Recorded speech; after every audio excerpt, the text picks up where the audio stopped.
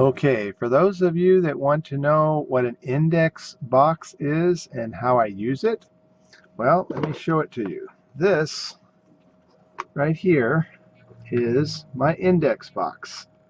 And you'll notice as we go forward here, I even have it in the front by the time, okay?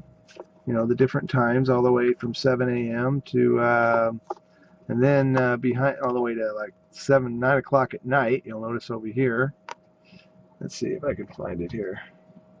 Yeah, 9 o'clock at night. And then after that, I have my own homemade days of the week.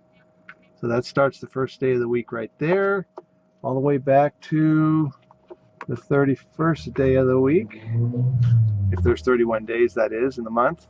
Then behind that, of course, I have my January and my February, all the way through to, of course, let's see, October, all the way through to December.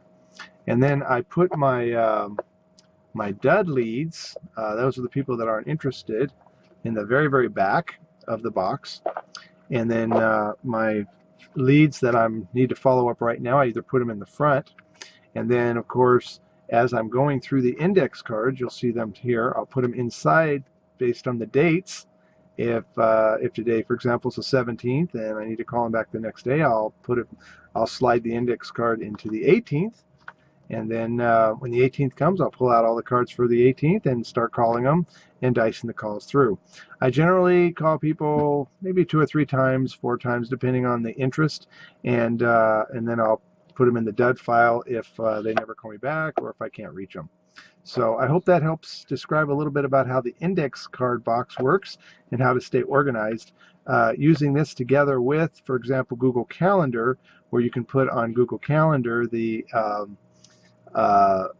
events that you have to do specifically at a certain time.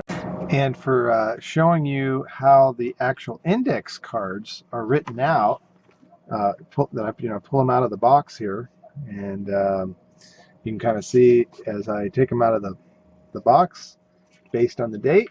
I'll give you some examples here. This is how I follow up on the cards. Of course, these cards are made up. So I'm going to give you an example here, kind of see how it works. I put at the top sent, for example. It'd be Wednesday, February 10th. And then, of course, the time that I actually made the call. And over here, let's say, for example, it's New York. I'll put Eastern time, and I'll put a marker for color code. Then I'd put the name here, the email address they gave me permission to send it to, their phone number, and then my notes as the couple days went by, like on the 11th, 4:07, I'll put the time, and I put my time, wherever I'm at, my time. And then, of course, LM, I put for left message, and then 2:13, a couple days later, I called back, 4:45 p.m., no answer.